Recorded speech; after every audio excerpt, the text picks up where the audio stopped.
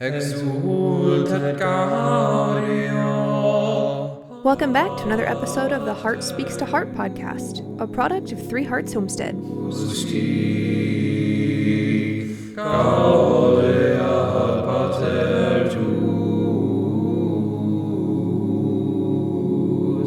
Today's episode is the first part of our conversation on the homestead and the domestic church. You can find our episode archive on YouTube, iTunes, Spotify, or wherever you enjoy your podcasts.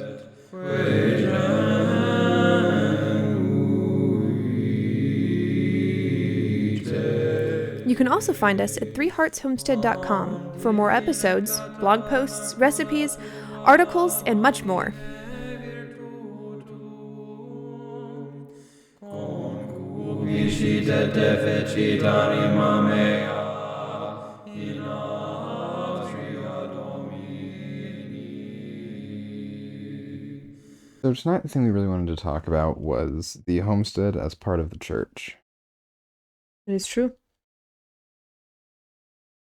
Probably be the next two-parter. Having a three-parter was nice for the last series. It made things a little easier to space out, but I think keeping things to two parts is probably going to be the golden mean, so to speak. That would work. I do have to say, taking on pictures for 3 parts to an online thing was a challenge for me because my brain is not creative for online pictures. Yeah, it doesn't give you new subject matter, really. It doesn't, just blank computer screens and If we had a fourth one, I was gonna start sending you computer generated images or screenshots of error messages or AI art of a monk smashing a computer with a hammer or something. Okay, I would have gladly taken AI art of a monk smashing a computer. Even if the AI made it, you'd accept that? Actually, probably not. I don't know how that works for SEO. But it's funny to think about in theory. I don't think it's terrible. I don't know. You should still do that and send it to me, and I'll just slide it into one of them. Maybe as a Facebook graphic. The Pillar put out an article just the other day about artificial intelligence in relationship to the church. What is theological, what is not theologically permissible, stuff like that. Personally, I think AI should just not be used, but it was an interesting article. I don't know if you'd actually enjoy it or not, but it made me think, and I'll probably have to go reread it because I was just skim reading it. The thing that I thought was funny about it was that every picture that was in the article, which, they intersperse pictures through their articles pretty frequently. They were all AI generated, weren't they? Every single one of them was an AI generated picture where the prompt had something to do with robot in a Catholic church or something like that. AI generated image, property of Pillar Catholic or whatever they call them, whatever their legal entity name is. I'm starting to see that on Facebook too, on different things. Mm-hmm. For ads and stuff, it's AI generated art by... Oh, the ads are the worst. And it's why do you need... Some of them look really good though, and it's kind of terrifying how... Image generation is getting interesting. There was... This is going to sound really weird, and I don't know why it's on my feed. I really don't. But there was stuff for Frozen 3, and it literally looks identical to the characters from the other Frozens, but it's all AI generated art, and it's really bizarre to me. Honestly, that's my issue with AI generated images, is that it's a computerized analysis of pictures in their final product state, and then it's going through and recreating a final product image on pixels from that. So I almost want to say it comes off as too clean or too perfect, in a sense that if a human was drawing or painting, and even if a human was using an art tablet, but it's more obvious in physical arts, right? Yeah. There's just a charming kind of, I don't want to say lack of perfection because that's a bad way. I think that's a dumb way to look at the idea of visual perfection. But like, it's all very clean and almost plasticky looking in the AI stuff, and it lacks.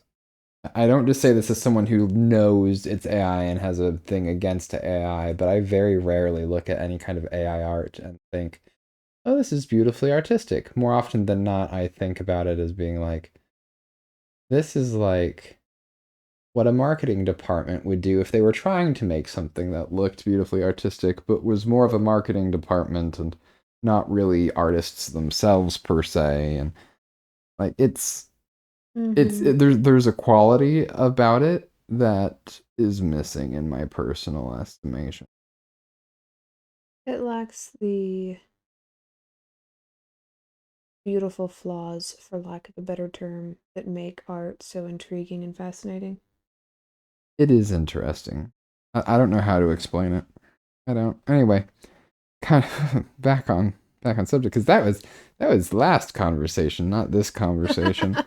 Well, then I don't think AI ever actually got brought up, which is fascinating to me. But We might. No, I don't feel the need to cover that. I don't want to be that guy. But yeah, that would have been an interesting anecdote. You could make it an entire couple episodes just talking about that specific. well, it's kind of the hot topic right now, but not the hot topic for this Yeah.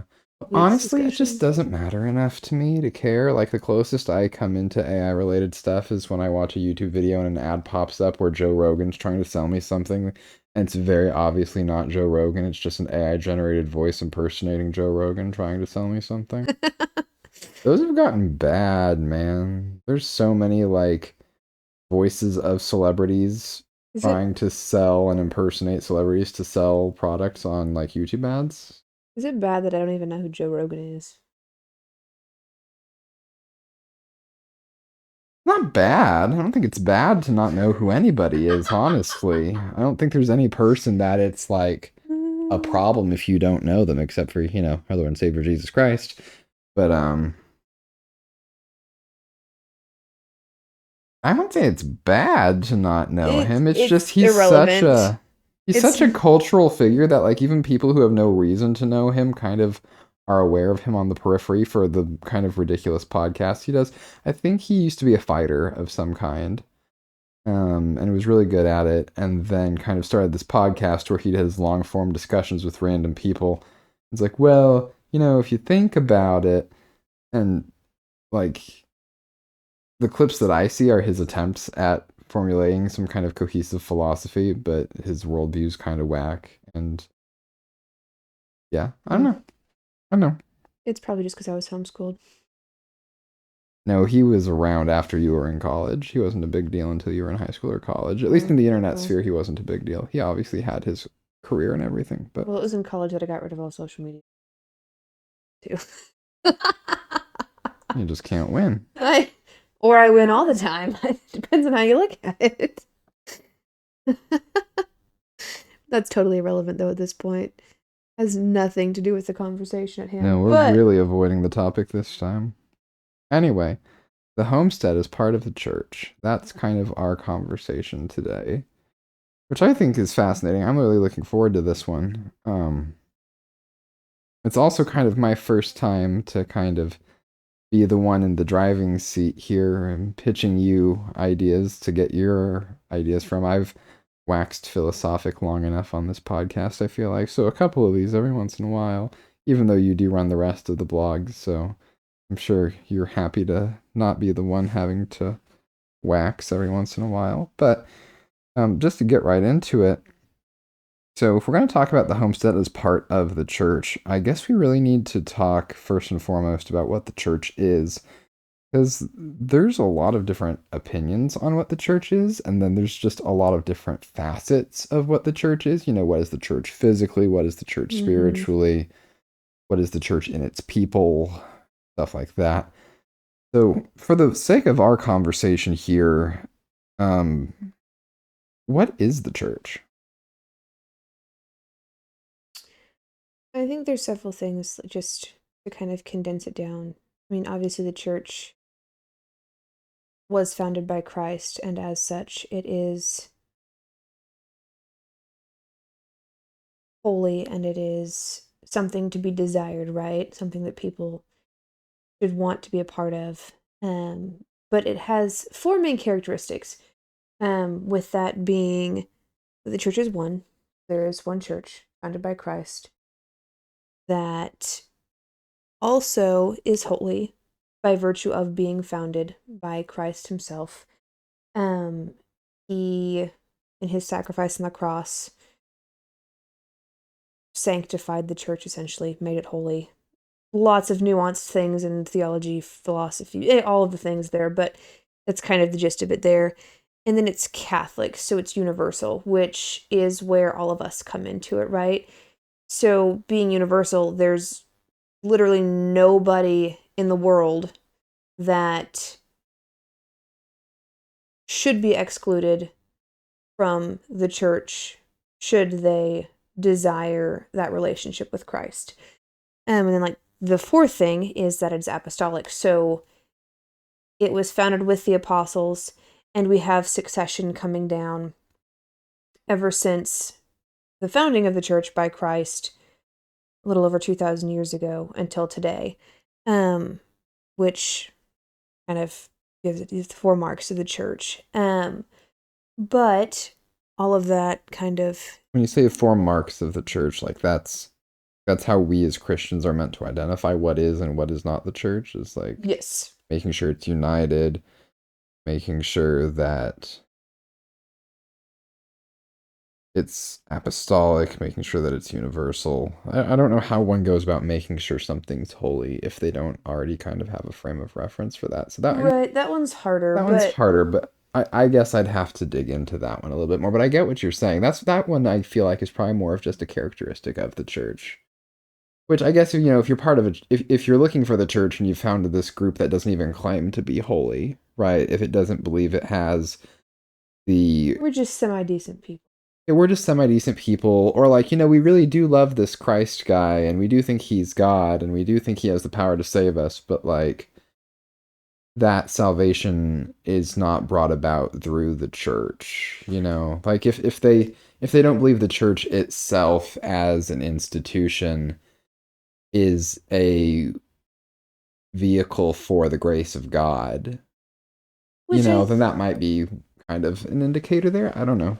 I think you have to look at it too as, like, with Christ as the example, right? With him being the head of the church, with him being the founder of the church, and the church being his body, with us being the members of his body here on earth, and the church militant.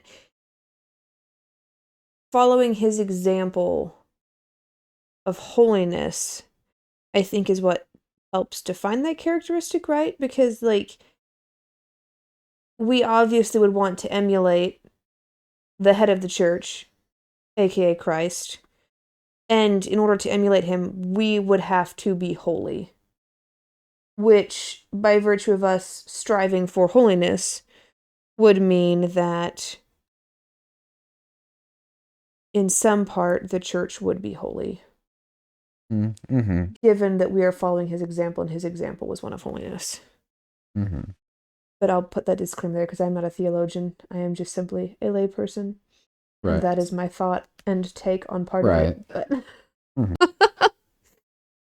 Okay, so not to dwell on that too long, but we've got this one overarching universal church, right? And that's all Christians together under the headship of Christ. But then, you've also got different ways we use the word church in common language, right? Mm. We talk about, whether you belong to the Catholic Church or the Lutheran Church, like these like organizational churches. But then you also have like the church that you go to on Sunday, which is like your specific community or your specific congregation. Like, there's church in that sense of the word, right?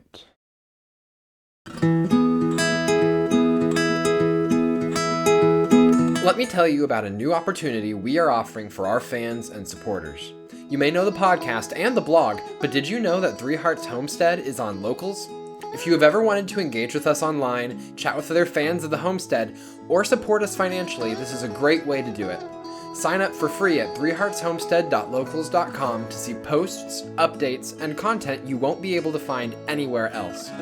A paid membership at any amount gets you access to additional perks, including the ability to write posts, see other people's comments, and access to live chat events and exclusive video content like our monthly Q&A, where we take questions directly from our supporters. Sign up now and get 1 month of free access to our exclusive content by using code word COMMUNITY for a free trial. That's threeheartshomestead.locals.com, code word COMMUNITY in all caps. Now, back to the show.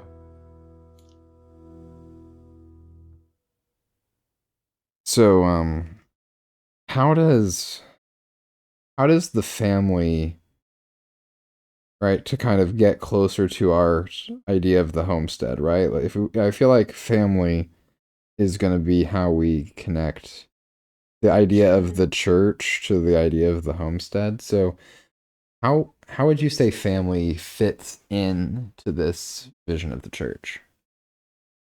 So family is kind of the linchpin for all of these different things, right? It has been defined in, the domestic church, the family, was kind of a term that was defined in Lumen Gentium, I believe in Vatican II was when that document came out, or after Vatican II. Not 100% positive, We'll say so. but I think it was. Why not? But regardless, like, the family is referred to as the domestic church and also as the first society. So, kind of looking at it way, way back in the beginning, right? Like, we have Adam and Eve, the first people, the first man, the first woman, the first family, and the first community. God created them to be in communion with each other rather than as individuals going their separate ways and doing their own things. That was how he intended humanity to exist. So, with that being how things were in the beginning and how things continue to be, right? You can't have new human life without a mother and a father in the natural context of things and the natural order. Science has done some strange things, and that's a totally different topic. But in the beginning, and as nature and God intended, family is derived from a man, a woman, and their children. And so, looking at that from the lens of society and the church, it is the smallest fundamental unit that either of those things can be broken down into, right? Without the family, the church would cease to exist because there wouldn't be new people to preach the gospel to. There wouldn't be new people to fill the pews on Sunday. There wouldn't be new people to share the gospel. Same in society. If there's no new generation of life, no new procreation of life, no children, then everything falls apart and just ceases to exist.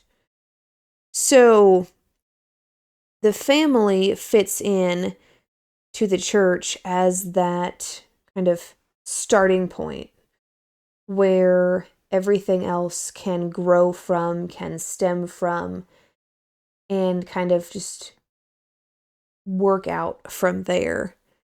Mm-hmm. So in this image of the family as its own domestic church, let's just kind of like break out that image a little bit, right? Like that's an interesting image of the family as a church. What is that image trying to say about like what the family does or what the family is or what maybe roles within the family should look like? What does it mean to compare that to the structure of a church? So At its most basic understanding, it would be a school for learning about God, would be how I would try and explain it. Within the family, within that context,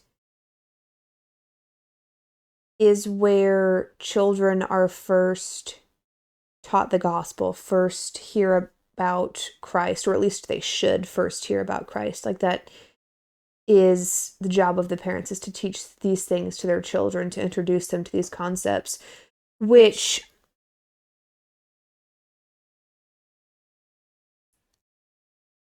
is a fundamental aspect, I think, of how the church and homesteading are connected. Because so many things in the natural world, really everything in the natural world actually, reflects God in some way. So, in teaching our children within the domestic church, within the family, who God is, what God is, we can use different things in nature to help teach those lessons to our children. So you look at it maybe in two different ways, right? So one way could be seeing the order of the natural world, where things are cyclical, they're seasonal. You have spring and goes into summer, fall, winter, and back around again. It's always returning and always moving on. But there's an order to it that you can get into the rhythm of, which follows very closely the liturgical seasons, which is another way in which we can really see that cyclicity in the family life through the natural world and different things. Anyways, it's kind of a Yeah, tangent there.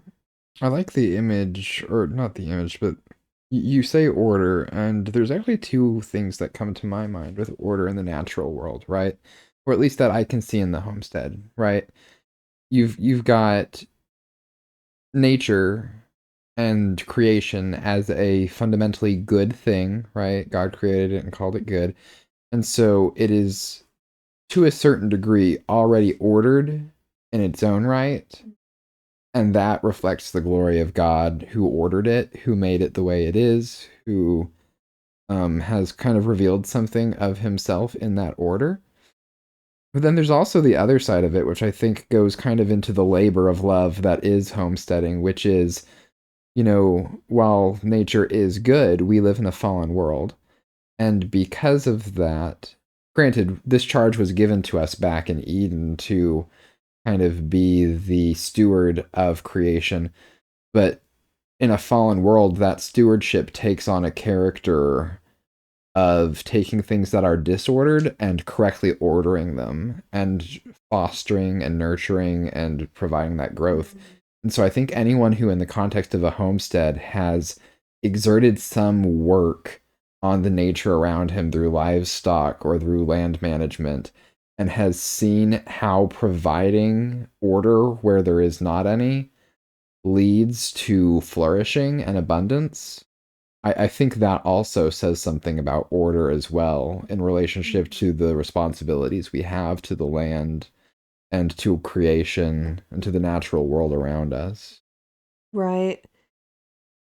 And I think that's where homesteading really comes into play, is that it's the perfect, kind of like I was saying earlier, teaching tool, the perfect classroom to learn about God in that order, in those different things.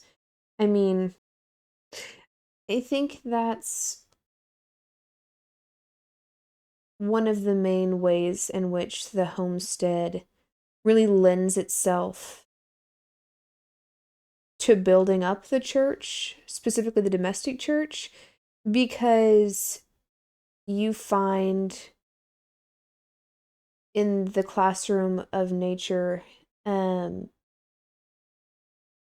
so many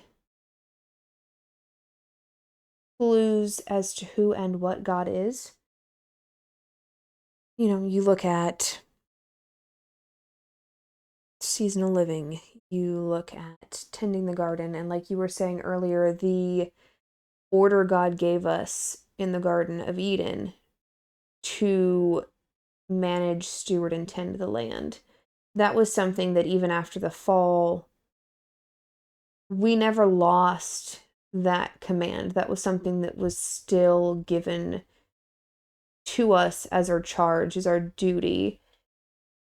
And in performing the work God gave us to do, specifically on the homestead as it pertains to tending the land, tending animals, tending the garden, however that looks, we are very much growing closer to God in that we are doing the work He provided us to do, commanded us to do, and it makes it easier to see Him within those things, if that makes sense, and isn't just too much rambling. No, that does make sense. I appreciate that. It's something interesting that I was reading in The Unsettling of America that just kind of stuck out to me a couple weeks ago. Wendell Berry was talking about kind of the dysfunction with society and family and how that kind of reflects on our poor stewardship of the land and environment and all of these things.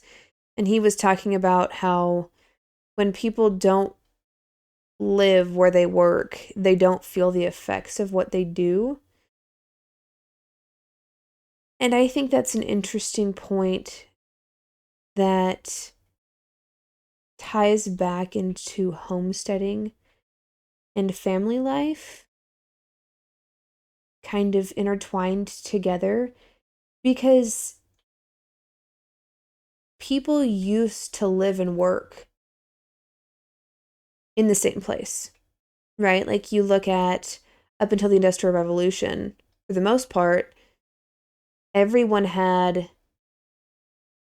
a small garden, chickens, they put up their own food, whether that was through their garden or foraging, gather, whatever it was, they were still very active participants collectively as a whole, as a family unit, in maintaining the home, and the home was the center of family life. And once we had the Industrial Revolution, we started to see people pulling away from that. There was much less interaction with the land because, dad went off to work and mom was still trying to take care of things, but then mom went off to work and suddenly no one was really in the home very often anymore. And when they were in the home, there was no time to do anything out in nature. There was no time to tend a garden or keep livestock and manage livestock because every little bit of time and energy they had left would have been spent either trying to have family time or trying to maintain the home itself. Like there was no ability to look outward. And I think that was a huge detriment to our ability to enter into the classroom of the natural world. And I think that closed us off in a lot of ways to being able to learn about God and who He is in a very practical, tangible way. And yeah, anyways, kind of. I do like that quote. And I can even see it in my own work, right? Like I do not do the homesteady thing as a full-time job. God willing, one day that would be pretty cool. But, this is all something that needs money that we're not getting from the homestead yet. So I have a job in the city where I work in engineering, and this idea of when people do not live where they work, they don't feel the effects of what they do. I mean, I don't feel the effects of what I do hardly ever until I'm driving around and I pass one of my projects after it's been built, right? Working in kind of structures and civil engineering where those things meet with like power distribution until I see the neighborhood that I helped put online or the highway that I helped move the power poles for so they could do whatever it was they needed to do. Like, I have to see it in my life around me for it to really hit me. And like, I imagine it's the same thing for engineers who work on like bridges and highways and stuff. Like, it's one thing to look at the plans in the office all day, but when it's all said and done and you are just driving around and you cross a bridge that you designed, for lack of a better word, um, suddenly the impact you have on the world around you becomes a lot more real. And when you're not just driving over that random bridge every once in a while and seeing your work sporadically, when you're actually kind of living day to day in this environment of work, which is kind of the homesteading environment, right? It's the land around you, it's the house you live in, it's the food you eat. That would make it so much more present. Makes it more present, and I think the reason it struck me so much was that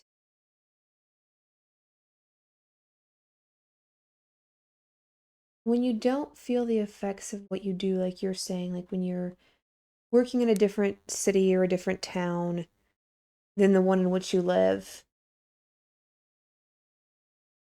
it feels like there's no impact to it. There's no immediate importance because you can't see or feel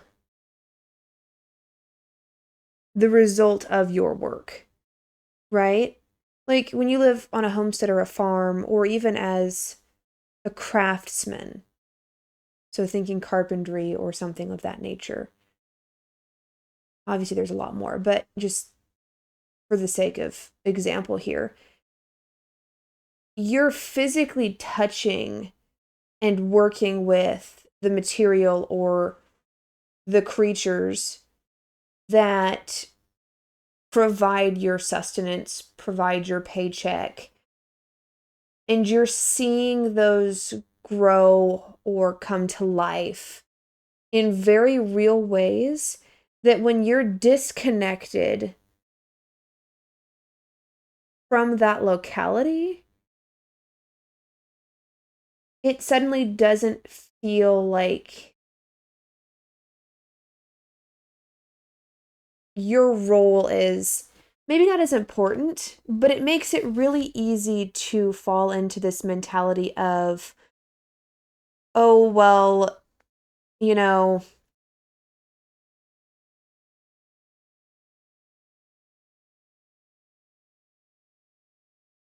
if something goes wrong here, or if it's not necessarily something I agree with, or whatever it might be, but it's my job and I'm doing it anyways, I'm never going to feel the effects of it because it's not in the town in which I live, if that makes sense. Mm-hmm. So I think a lot of it has to do bringing it back kind of to this idea of locality and a permanence of place, which homesteading very much is, and the family should be, but is no longer in our modern society, right? Like they should be a single unit that should be able to work together, that just isn't commonplace anymore. exultet God. To catch future episodes of the Heart Speaks to Heart podcast, be sure to check us out at 3heartshomestead.com.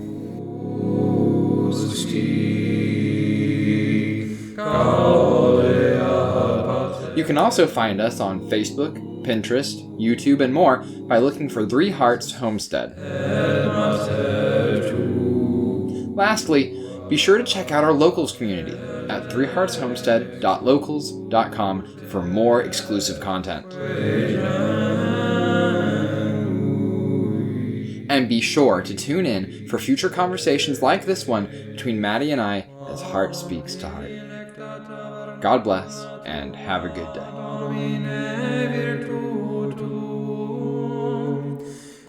Concupiscit et defecit anima mea in atria Domini. Gloria Patri et Filio et Spiritui Sancto, sic ut erat in principio et nunc et semper et in saecula saeculorum.